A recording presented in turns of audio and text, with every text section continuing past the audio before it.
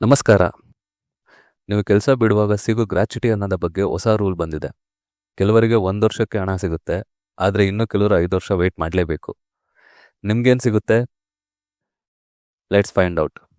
ಈಗ ಮೊದಲು ಅರ್ಥ ಮಾಡ್ಕೋಬೇಕಾಗಿರೋದೇನು ಅಂದರೆ, ನೀವು ಫಿಕ್ಸ್ಡ್ ಟರ್ಮ್ ಎಂಪ್ಲಾಯಿ ಅಥವಾ ಕಾಂಟ್ರಾಕ್ಟ್ ಮೇಲೆ ಇದ್ದರೆ ಈಗ ಬರೀ 1 ವರ್ಷ ಕೆಲಸ ಮಾಡಿದ್ರೂ ಕೂಡ ಗ್ರ್ಯಾಚ್ಯುಟಿ ಸಿಗುತ್ತೆ. ಆದರೆ ನೀವು ಪರ್ಮನೆಂಟ್ ಎಂಪ್ಲಾಯಿ ಆಗಿದ್ದರೆ ಇನ್ನೂ ಕೂಡ ಹಳೆ 5 ಇಯರ್ ರೂಲ್ ಫಾಲೋ ಮಾಡಬೇಕು.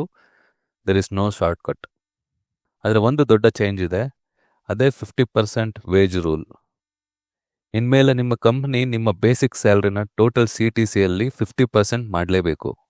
ಇದರಿಂದ ನಿಮ್ಮ ಗ್ರ್ಯಾಚ್ಯುಟಿ ಅಮೌಂಟ್ ಜಾಸ್ತಿ ಆಗುತ್ತೆ, ಹಾಗೆ ಟೇಕ್ ಹೋಮ್ ಸ್ಯಾಲ್ರಿ ಕಡಿಮೆ ಆಗೋ ಚಾನ್ಸಸ್ ಜಾಸ್ತಿ ಇದೆ.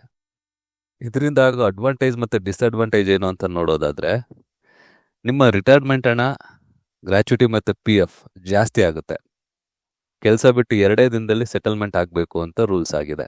ಇಲ್ಲಿ ಡಿಸ್ಅಡ್ವಾಂಟೇಜ್ ನಮಗೆಲ್ಲ ಇಷ್ಟ ಆಗದಿರೋದೇನು ಅಂದರೆ, ಬರೋ ಟೇಕ್ ಹೋಮ್ ಸ್ಯಾಲ್ರಿ ಕಡಿಮೆ ಆಗುತ್ತೆ. ಈಗ ಫಾರ್ ಎನ್ ಎಕ್ಸಾಂಪಲ್, ನಿಮ್ಮ ಸಂಬಳ 85,000 ಇದ್ದರೆ ನಿಮ್ಮ ಬೇಸಿಕ್ ಸ್ಯಾಲ್ರಿ 42,500 ರೂಪಾಯಿ ಇರಬೇಕು.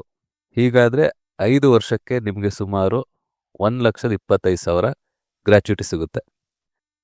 ಇದರಲ್ಲಿ ಸಿಂಪಲ್ ಕ್ಯಾಲ್ಕುಲೇಷನ್ ಏನಾಗಿರುತ್ತೆ ಅಂದರೆ, ಎಕ್ಸಿಟ್ ಟೈಮಲ್ಲಿ ಇರುವಂಥ basic salary into 15 into employment tenure by 26.